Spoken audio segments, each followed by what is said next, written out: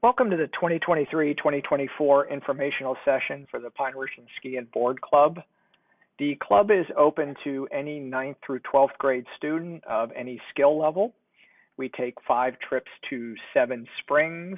We leave the high school at around 3 p.m. and we return typically between 10:30 and 11 p.m. on those same Friday nights. The trip dates are as follows. We have 3 in January and 2 in February. In the event of a cancellation of any of the trips, our makeup date this year is February 23rd.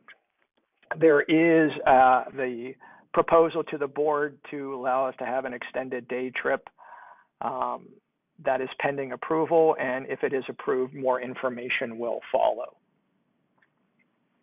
Membership this year is again transportation only, and the fees being held steady at $150. And that includes transportation for all 5 trips. The activity fee is required to participate in Ski Club. This activity fee only has to be paid once for all activities. So if you do another activity and have already paid this fee, it doesn't need to be paid again for Ski Club. But if Ski Club is the only activity that you play or perform in, you will need to pay that as well as any other fees. In order to go on the trips, an Epic Pass will be required. There are several different types. If Ski Club is the only thing you do, then it is recommended that you acquire an Epic Day Pass. To get an Epic Day Pass, you need to go to epicpass.com, select View All Passes. Once there, you can scroll down and you will see the Epic Day Pass option. Please select the 22 resort option, as the other ones are for resorts out west. We only need to do the local ones here at Seven Springs. You can go ahead and choose no to holiday options, as we will not be taking any trips on or near a holiday weekend. And then choose the number of days you would like to attend, right? So if you want to just do 4, if you want to do all 5, select the appropriate number of days, add that to the cart, and then just go ahead and check out. Once you acquire an Epic Pass, it'll give you discounts on food rentals and lessons at the resort. Be advised that this does not include tubing, which is an option for a 2-hour session while they are at the resort, and that needs to be booked online through epicpass.com.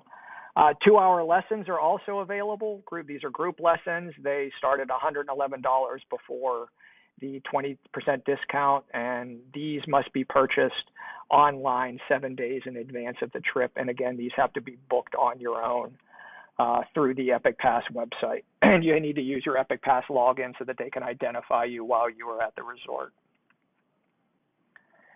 Be advised that Seven Springs is cashless. This started last season. It continues, so there is no cash for anything at the resort. So if a student wants to buy food, or needs to rent, or forgets a hat and has to buy one while they're there, they will either need a Seven Springs gift card, which is only usable at the resort. They can pay with a credit or debit card, or they can have Apple or Google Pay on their phones. When you're at the resort, you are on an official trip for Pine Richland. You are expected to obey our code of conduct and act accordingly as a representative of the district. You also need to comply with all safety officials. That includes Ski Patrol, and Seven Springs has their own police force. When on the mountain, you need to ski and board with a partner or a group. No one should be on the mountain alone. And what I mean by that is, it's not that you can't ski down the hill. You have to be hip to hip someone. No, it means you should ride up together as a group on the lift. When you get to the bottom of the mountain, you should wait before getting on the lift to have everyone check in with your group and make sure everyone's okay. If you've waited and they have not, please first get a ski patrol, inform them, and then check in with a chaperone in the main lodge to let them know as well. While on the mountain, all members are required to wear a helmet at all times while skiing and boarding. Not an option if you are found on the mountain without a helmet. You will be escorted into the lodge, and that will be your last trip.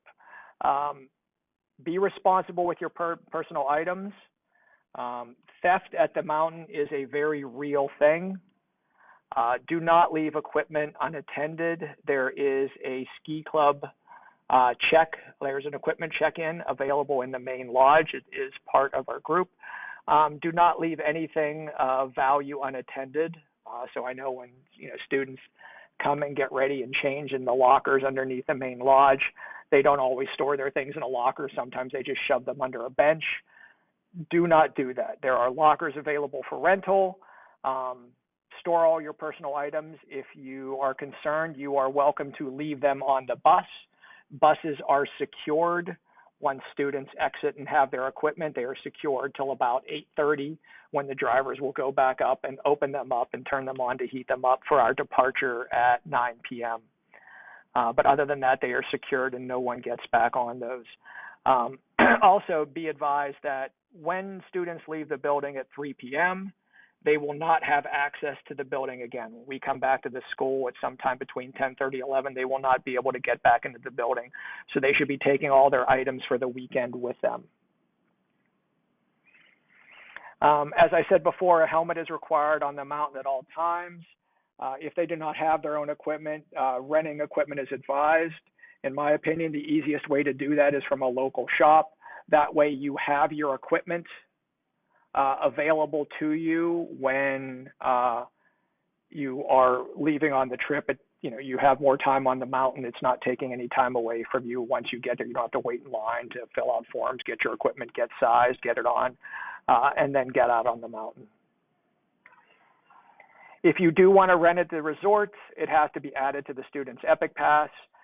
It is $48.80 per trip with the discount. If they don't do it ahead of time and purchase it once they get to the resort, if they forget to put on their Epic Pass, it ends up being $61 per trip, and that does include a helmet with each rental. Is also the same for whether you want to snowboard or ski. Equipment to drop off will be in the STEAM LGI again this year. Drop off takes place in the rear of the building. It begins at 7:30 a.m. And concludes promptly at 7:35. If you arrive after 7:35, the student will need to bring their equipment into the building, bring it up to room 203 or 415, and we will make arrangements for you to get it down to the LGI to collect it at the end of the day. Be advised, if you don't drop off your student, or they're used to getting here on their own, after 7:20, you can expect to wait in some traffic in the morning. All traffic has to enter through Warrendale Road. Class representatives will be available to unload vehicles, whether it's a student driver or a parent driver. The driver needs to remain in the vehicle, because as soon as we unload, we like to get the line moving so that we can get as many people through as quickly as we can. When you arrive at the high school, you'll have to arrive through the Warrendale Road entrance.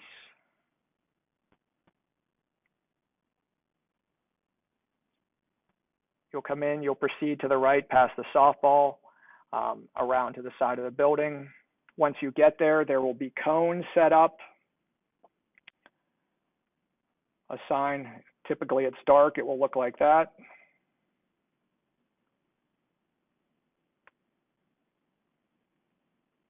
Be following on the right side. The traffic is blocked off coming the other way, so we'll direct you to get in the line for the ski club drop-off. Pull forward until you meet another vehicle or you are directed by ROTC to stop.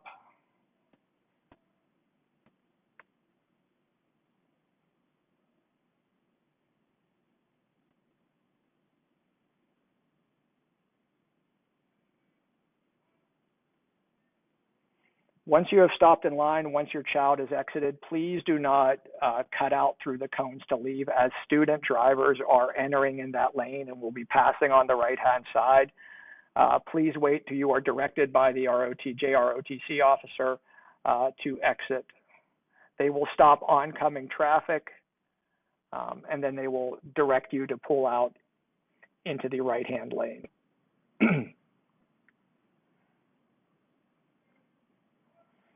Registration will again be completed through Google Classroom. The form must be submitted through the student's PR-RAMS account.